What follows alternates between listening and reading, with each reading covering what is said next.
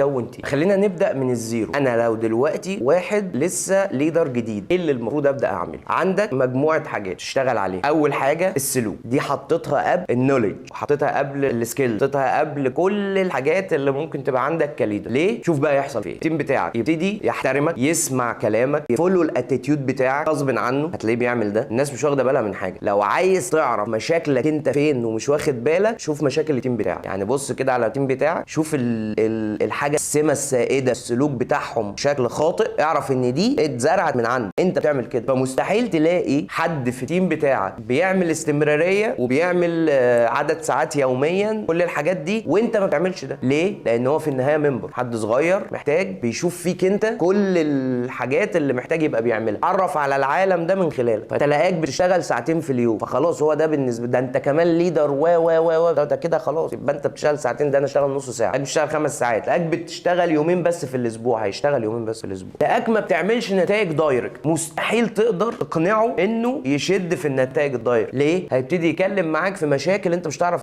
تجاوبه عليها. ليه؟ علشان انت بتعملش نتائج دايركت. لكن لو بتعمل نتائج دايركت وهو قال لك اصل السوق تعبان، اصل العملاء اليومين دول مش عايزين يشتروا، اصل مش عارف ايه، لو انت بتبيع دايركت وتقعد مع العملاء وبتقابل عملاء وقفل ديلات، هتقول له يلا يا عم الحاج من هنا، ده كده بالادب، تمام، اتكل على الله. ليه؟ لان لا يا معلم، انت مش جاي، مش هتضحك عليا، انا نازل ومجرب وببيع. اشمعنى ناسك انت يعني؟ وانت في بلد غير البلد اللي انا فيها، مع ناس غير الناس اللي انا معاها، بيع لناس وانا ببيع لفضائيين، ما هي. لكن في حاله انك ما بتعملش ده، عادي جدا ان الحد اللي معاك في التيم يرمي شماعات، يعمل هو يعلق مشاكله على شماعات، وانت مش هتعرف تنتقد التعليق على الشماعات.